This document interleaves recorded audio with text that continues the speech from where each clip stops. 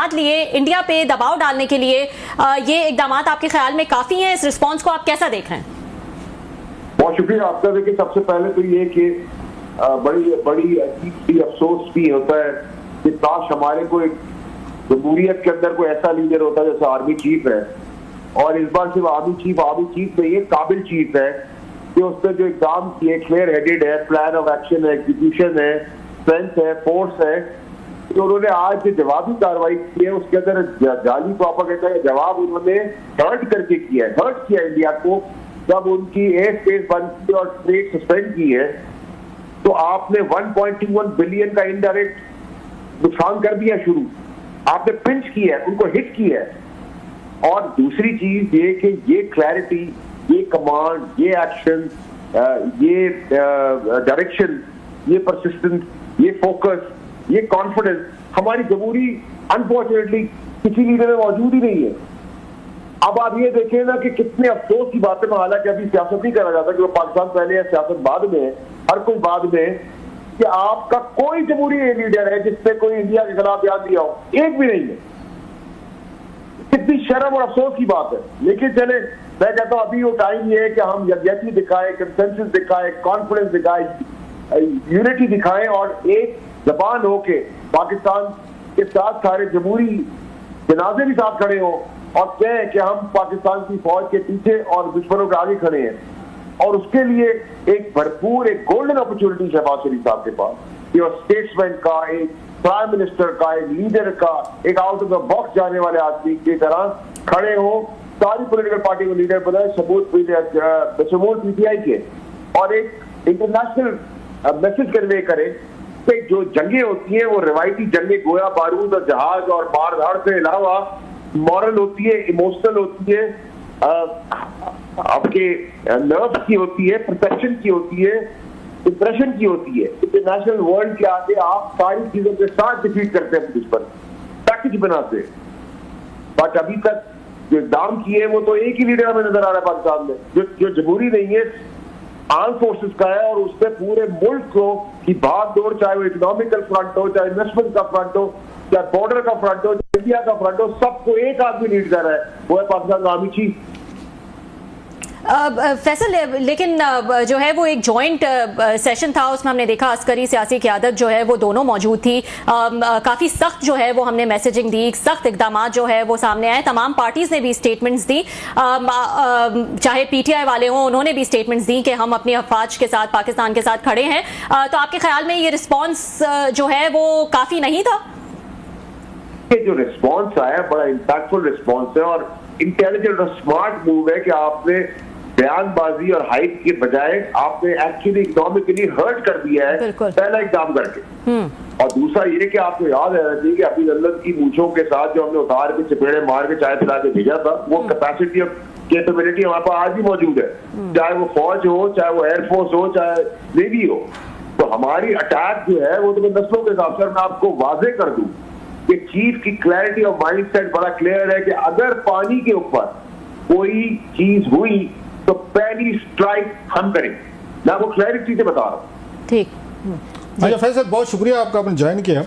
आपके जज्बात army chief साहब के लिए अपनी जगह पे वी रिस्पेक्टेड सर, लेकिन दो तीन चीज़ों को आप थोड़ा डिस्क्रेडिट नहीं करते पॉलिटिशियंस को या जमहूरी लोगों को? ये इमरान खान साहब थे जब 2019 में आप भी कैबिनेट के वजीर थे, आपने और आपकी हुकूमत ने, खान साहब ने बड़ा बोल्ड स्टांस लिया और इंडिया को बड़ा मैचिंग रिस्पांस दिया। वो भी पॉलिटिकल आदमी थे सर, उन्होंने वहाँ पर स्टैंड लिया। जब आप आज की बात करते हैं तो हमने देखा कि इन्हीं आर्मी चीफ को तमाम तरह पोजीशन, लॉन्ग मार्चेस के बावजूद तो शहबाज शरीफ साहब की हुकूमत ने इनको आर्मी चीफ लगाया। तो आप समझते नहीं है कि इनका भी चॉइस है, इन्होंने भी अच्छा एक आर्मी चीफ जिसकी आप भी तारीफ कर रहे हैं, बाकी लोग भी करते होंगे, तो ये क्रेडिट नहीं देते आप इनको, पॉलिटिशियन को, जमहूरियत को? और आज उन्होंने बैठ के, वजीरों ने बैठ के बड़ी सख्त, बड़ी स्ट्रांग भी उन्होंने प्रेस कॉन्फ्रेंस भी की है, लेकिन आप समझते हैं कि पॉलिटिशियन, सियासतदान अभी भी कुछ नहीं कर रहे। There is only one man army chief जिसको अपॉइंट भी इन्होंने किया है और उसके लिए सख्ती भी भुगती है इन्होंने हंगामे भुगते, लॉन्ग मार्चेज, सब कुछ हुआ। तो इसके बावजूद आप इन सियासतदानों को सर क्रेडिट नहीं देते, व्हाई नॉट? देखिए रऊफ साहब, एक तो मेरी क्लैरिटी बड़ी है। देखिए, मैंने कहा तमाम जमहूरी लीडर, ये तो गवर्नमेंट ऑफ पाकिस्तान है ना, ये तो जो शो को लीड कर रहे हैं army chief as leader, as team head, या सेंटर पॉइंट की टीम तो जो लेके चल रहे हैं, रोनाल्डो की तरह गोल कर रहे पाकिस्तान के लिए, पाकिस्तान की मुस्बत कर रहे, ये तो अंडरस्टैंडेबल है, अंडरस्टूड है। लेकिन कोई आपने सख्त तकरीर किसी और जमहूरी पार्टी के लीडर से सुनी? नहीं सुनी। किसी और आपने गवर्नमेंट के ऑफिशियल से, नवाज शरीफ साहब से, इमरान खान साहब से, या पीपल्स पार्टी से, या मौलाना से, या दीगर लोगों से कोई सख्त तकरीर, कोई स्टेटमेंट इंडिया के लिए आई? इसे मजम्मत करते हैं अभी। देखिए, हम पुष्ट पे तो खड़े हैं। मैं ये कहता हूँ कि अगर आपको एक लीडरशिप अनफॉर्चुनेटली जमहूरियत में नहीं मिली कि कोई खून को बुला सके, कोई लोगों को आगे चार्ज कर सके, जो यज्ञ कर सके, एक गोल्डन चांस है आज शहबाज शरीफ साहब के पास कि वो स्टेट्समैन, लीडरशिप, डेमोक्रेटिक लीडर का रोल प्ले करें, सारी पॉलिटिकल पार्टियों के हेड्स को बुलाएं, उनसे कंसेंसस करें, और जो कंसेंसस है हमारा पाकिस्तान और पाकिस्तान की फौज के पीछे खड़े हो और दुश्मन का भी खड़े हो। तो आप समझते नहीं सर, अभी तो ये फैसल भाई, अभी तो 24 घंटे नहीं हुए, एक इशू को समझते हैं बड़ा मैयट किस्म, जैसे आप भी कह रहे हैं कि आज बड़ा एक जो उन्होंने ये प्रेस कॉन्फ्रेंस की है, जो स्टेप्स लिए गए हैं वहाँ पर नेशनल सिक्योरिटी काउंसिल से, शायद मेरा ख्याल है इंडिया भी एक्सपेक्ट नहीं कर रहा होगा पाकिस्तान इतना अग्रेसिवली आएगा। तो इतना जल्दी आप समझते हैं कि चीज़ों की हमें हाइप की इतनी क्रिएट करने की ज़रूरत है कि अभी हम मामले को इतना आगे ले जाएं कि एक जंग का माहौल पैदा कर लें, अनलेस जो स्टेप्स उन्होंने लिए हमने भी ले लिया, वो और स्टेप्स लेंगे हम भी ले लेंगे। इतनी जल्दी कह कि हम एक यहाँ पे एक वार जोन पैदा कर दें, एक यहाँ जिंगोइज्म पैदा कर दें, एक यहाँ पे। मैं तो नहीं कह रहा, मैं तो जंग के खिलाफ हूँ जी, नहीं होनी चाहिए। लेकिन अगर झूठे प्रोपेगेंडा ड्रामा करके, जो पहले भी इंडिया ने क्लिंटन के दौर में किया है और इस बार भी यूएस डेलीगेशन आया हुआ है, ना लाशें मिल रही है और 8 लाख फौजी इंडियन मौजूद थे on ground, boots on ground थे 8 लाख। तो उन्होंने तो अपनी फौज को, इंडियन फौज को लूसी फौज बना दी है, नकारा फौज बना दी है कि उसके होते हुए सब कुछ हो गया, लोग आगे चले गए।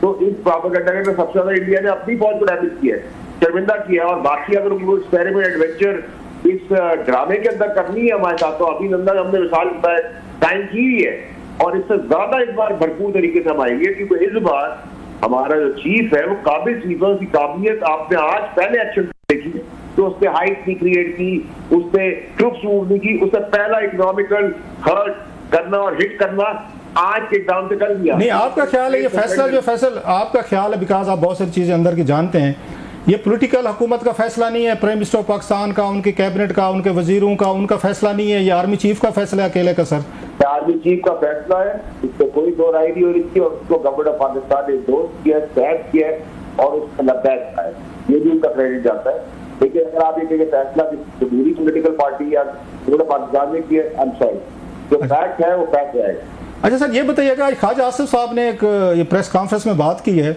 उन्होंने कहा कि अगर किसी पाकिस्तानी को नुकसान हुआ वहाँ पर भारत में, तो यहाँ पे इंडियन जो होगा हम उनको भी मारेंगे, उनको नुकसान पहुँचाएंगे, tit for tat. Do you think it was unnecessary, uncalled for, और इस तरह का स्टेटमेंट इस वक्त नहीं देना चाहिए था कि जो लोग आए हुए हैं हमारे यहाँ, अगर इंडिया ये करता भी है तो लेट देम बी ब्लेम्ड, दुनिया भर में उनकी मजम्मत होगी, उनके लोग अपने आप को गिल्टी फील करेंगे।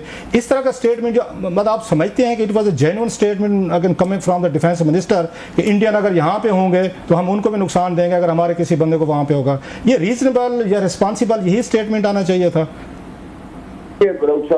देखिए, इट वाज अनकॉल्ड स्टेटमेंट, लेकिन डिफेंस मिनिस्टर के भी तो जज्बात अभी उठे हुए हैं ना, हर पाकिस्तानी का जज्बात चार्ज है, तो ठीक है ये स्टेटमेंट ना देते, लेकिन जज्बात किसी के भी अभी काबू में नहीं, इन जज्बात की तो आपको रिस्पेक्ट करनी पड़ेगी। और maybe it doesn't mean that way, but actually वो जज्बात है, when you are emotional you are emotional. अच्छा, इस वक्त आपको कोई लगता है कि हम देख रहे हैं कि पहले होता था कि पाकिस्तान इंडिया के दरमियान जब भी ये दोनों एक दूसरे को फड्डे में पड़ जाते थे तो दुनिया के ममालिक आते थे दरमियान में, कुछ स्टेटमेंट आते थे, रेस्ट्रेंट की अपील की जाती थी, ज़रा हौसला, ज़रा तोपें करने, अभी उनका कपड़ा टाकी शाकी ना मारें, इस कह रहे हैं, कभी UK, European union, American, Chinese statement आते थे।